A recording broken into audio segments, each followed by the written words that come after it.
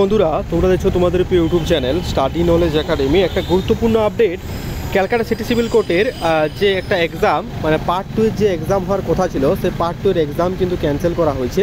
ঠিক কোন কারণে তোমাদের পোস্টপোন করা হয়েছে, ঠিক কোন কারণে পোস্টপোন করা হয়েছে, পরবর্তী ডেট কবে আছে এবং সেটা নিয়ে যে নোটিশটা প্রকাশিত হয়েছে সেই নোটিশে কি বলা হয়েছে সেটা আমি তোমাদের সামনে তুলে ধরার চেষ্টা করবো আজকের এই ভিডিওর মাধ্যমে। কাজে এই ভিডিওটা অত্যন্ত ইম্পর্টেন্ট, স্কিপ না করে শেষ পর্যন্ত দেখো, কথাগুলো মন দিয়ে শুনো, আশা করছি একটু হলেও উপকার আসবে।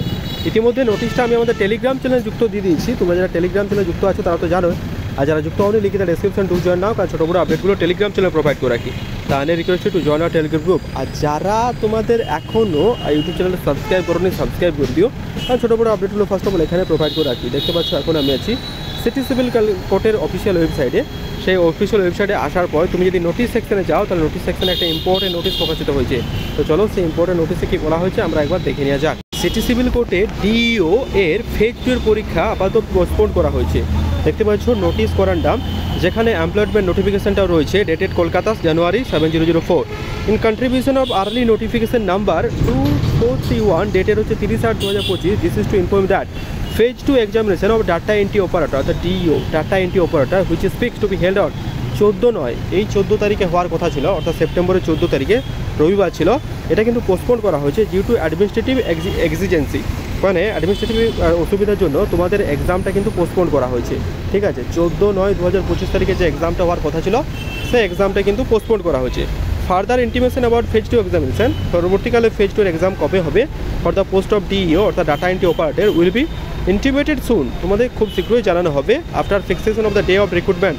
এই যখনই রিক্রুটমেন্টের ডেট ঠিক করা হবে কমিটির পক্ষ থেকে অফিসিয়াল ওয়েবসাইটে তোমাদের কিন্তু জানিয়ে দেওয়া হবে। দেখতে পাচ্ছ চেয়ারম্যান জাজশিপের অর্ডার রয়েছে।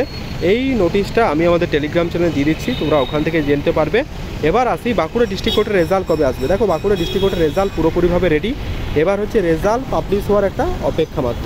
ঠিক আছে, যেটা আপডেট পাচ্ছি রেজাল্ট কিন্তু পুরোপুরিভাবে রেডি এবং তোমাদের কিন্তু এবার কাট অফ গতবারের তুলনায় অনেকটাই হাই যাবে। যেভাবে কম্পিটিশান বেড়ে চলেছে, প্রতিনিয়ত কম্পিটিশান যেভাবে প্রতি এক্সামে যেভাবে বেড়ে চলেছে, এটাই বলা বাহুল্য যে তোমাদের এবার কাট অফ কিন্তু হাই যেতে চলেছে।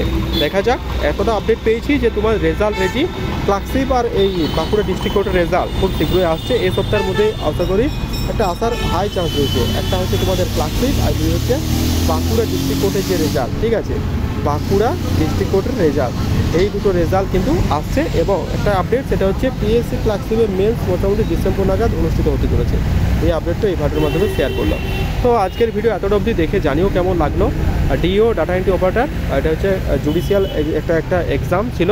ঠিক আছে, যেটা নোটিফিকেশান ডাটা এন্ট্রি অপারেটর সেটা কিন্তু এখন পোস্টপোন করা হয়েছে। ঠিক আছে, উইজ অল দ্য বেস্ট, পরবর্তীকালে আপডেট দেওয়া হবে। Thank you.